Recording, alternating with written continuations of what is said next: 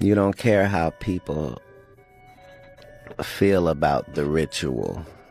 It's about, does following the ritual work? Yeah. And so you can fool yourself into thinking there isn't one, but the evidence will be clear. Katt Williams has been warning us. Hollywood doesn't like real people.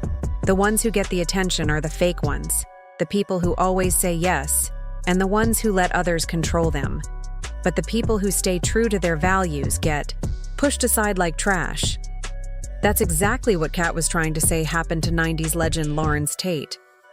Because Hollywood likes to sort of devalue black artists and black folk, because you get super talented people at a discounted rate. Back when Larenz Tate was a sitcom kid, he did have a lot of shows that didn't last. And I'm pretty sure at one point he felt like his career was not going in the direction it should. See, this is a testament that what is for you, and things happen in divine timing. Yeah, that's the same Larenz who brought energy and danger in Menace 2 society, had women falling for him in Love Jones, and always showed pure black excellence every time he was on screen. But then suddenly, he disappeared. No scandals, no jail, no crazy public breakdowns. He just quietly stepped away from the spotlight and stopped getting roles. So what happened? Why did Hollywood push out one of the most talented black actors of his time? Larenz didn't fully tell the story, but he gave enough clues to figure it out. People say he wasn't willing to do the shady, behind-the-scenes stuff that some actors do to move up in the industry. You know, the secret deals, the strange parties, the quiet sacrifices. If you don't follow the hidden Hollywood rules, you become a problem. And if they can't control you, they'll push you out. So, what exactly did Larenz say no to? What line did he refuse to cross? The same line that many others crossed without thinking. And why would an industry that talks so much about diversity quietly block a man who should have become a worldwide star? Back in the 90s, Larenz Tate was that guy. You couldn't miss him. He completely owned his role in Menace 2 society.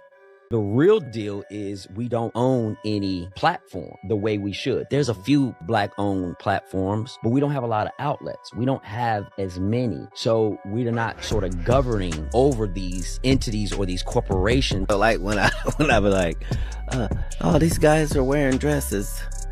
Everybody's like, oh, he keeps talking about people wearing dresses. No, it's not. It's a weird thing. It's not like that. Look at it from a different way. Look at it.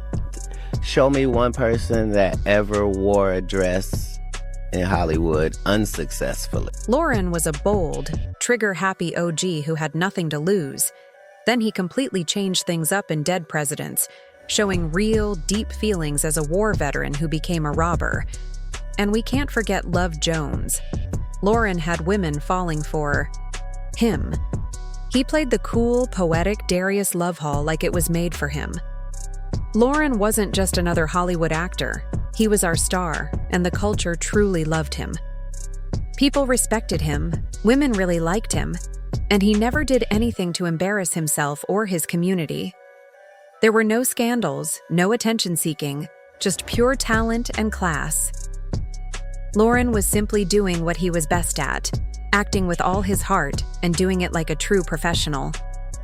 There was no drama, no big news stories, no shady situations. But then, suddenly, everything went quiet.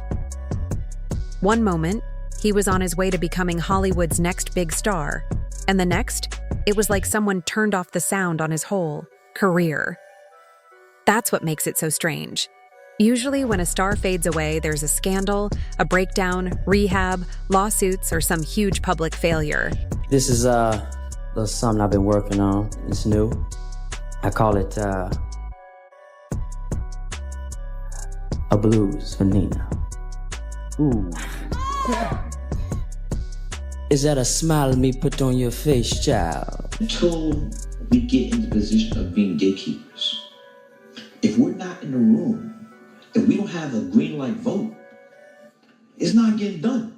Somebody in the studio has to say, we're making it. So every time there is, as you said, everybody's talking about This is now a new wave of black films. Do you think it's Hogwash. Hogwash. You don't think it signals a big shift in consciousness? No. Not buying it. Not buying it. Shenanigans. But with Larenz, it was different.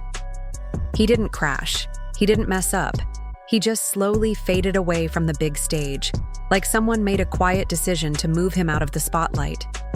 Sure, he still shows up now and then in smaller parts, but the big spotlight he used to have never came back. So what really happened? Well, it's starting to seem like Katt Williams wasn't just going on a random rant. He was actually telling the truth. The real story is that Larenz started saying no to roles that felt shady, disrespectful, or just plain stereotypical. Who gonna turn down $50 million? Now, I've had to turn down $50 million 4 times. 4 times. Just to protect my integrity and that virgin hole I was telling you about. Right. Because P. Diddy be wanting the body. And you gotta tell him no. You got to tell him no. I did. Yeah, even those cross-dressing roles. But he wasn't okay with that. He wanted to tell real stories, not just be a joke or a small part in someone else's story. That's what makes information so powerful is, you don't care how people feel about the ritual. It's about does following the ritual work. Yeah. And so you can fool yourself into thinking there isn't one, but the evidence will be clear. So like when I be like, oh, these guys are wearing dresses. Everybody's like, oh, he keeps talking about people wearing dresses. No, it's not. It's a weird thing. It's not like that. Look at it from a different way. Look at it. Show me one person that ever wore a dress in Hollywood unsuccessfully.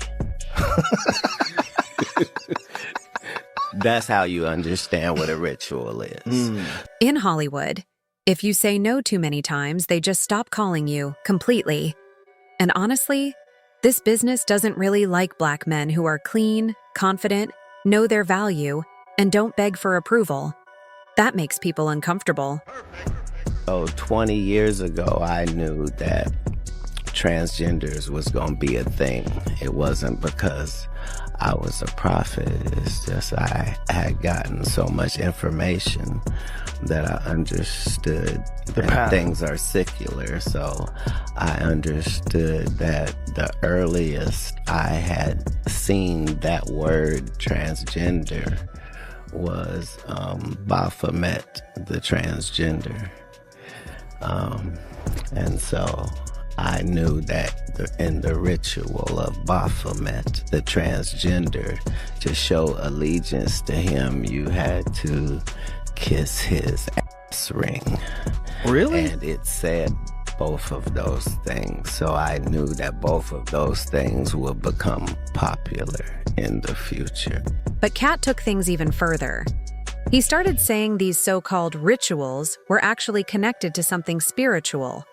He openly said, "This industry isn't just shady, it's dark." He connected the whole wearing a dress thing to bigger rumors. Talk about secret groups and hidden sacrifices. Some people even said there was devil worship happening at the highest levels of the industry. To Katt, it wasn't just about putting on a dress.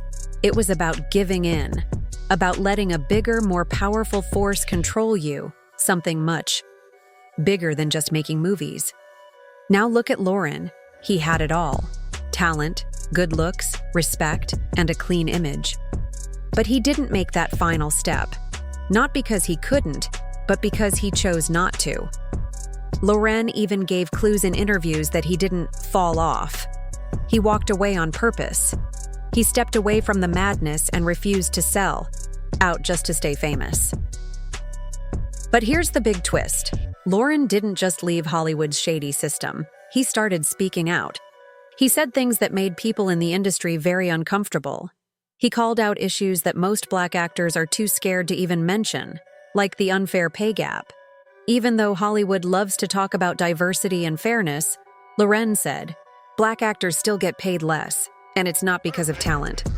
He made it clear, black actors can have the same skills, bring in the same money at the box office, have the same loyal fans, but they still get smaller paychecks. Hollywood hates hearing that truth. They expect Black actors to smile, stay quiet, and accept whatever they're offered. Don't complain, don't ask for better, just be thankful. But as soon as someone like Larenz speaks up for real fairness and power, Hollywood starts moving against them behind the scenes. Just look at what happened to Taraji P. Henson. Look at how they treated Monique. The moment they said, "We deserve better," Hollywood called them difficult, ungrateful, and hard to work with. But when white actors push for higher pay, people call them smart and say they know their worth. Larenz didn't stop at talking about the pay gap. He went even further. He said just putting Black faces in lead roles isn't enough. Getting a paycheck doesn't mean you really have a chance. He wanted real respect, not just to be shown off for diversity.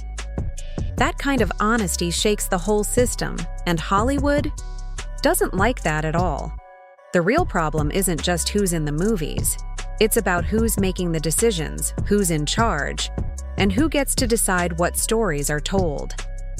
Historically, Hollywood has always taught us we don't translate overseas or worldwide. Right. But when you start traveling and you go everywhere and you can't walk down the street, you then know that there's been somebody telling you something all along that's wrong. And my true belief as to why they do it is because Hollywood likes to sort of devalue Black artists and Black folk, because you get super talented people at a discounted rate. You get a Hollywood likes to get really talented Black folks and get them at a discounted rate. Only, certain superstars that can hit that level that they would feel like they would put a machine behind. But the truth of the matter is we do translate because we're humans just like everyone else. Some stories get remembered and some get buried forever. As long as the same people keep all the power, nothing really changes. Being seen without having real control is just a nice-looking lie. Larenz Tate didn't sell out, and that's exactly why they pushed him out of the spotlight. He didn't follow their rules. He didn't lower his head. He didn't give up his pride just to get big deals. And because of that, they closed the door on him. The offers stopped. The big studios stopped calling. The media acted like he didn't exist. He didn't disappear because he got worse at his job. He disappeared because he refused to be controlled. Hollywood didn't just cancel Larenz, they quietly tried to erase him. That's how they work when someone is too honest to be dragged through the mud and too strong to be controlled. No scandals, no breakdowns, just silence. But here's the crazy part. Truth doesn't stay hidden forever. Now that Katt Williams is saying his name, that's big. Katt doesn't speak on people for no reason. That means something is coming to the surface. Because no matter how hard they try to push it down, real ones always find a way to speak up. Larenz Tate didn't fall off, he broke free. And now the truth is starting to come out, and people are finally paying attention. So, what do you think really happened to Larenz Tate? Why did Hollywood turn away from him? Drop your thoughts in the comments. Hit that like button, share this video with someone who needs to hear it, and don't forget to subscribe for more. See you next time.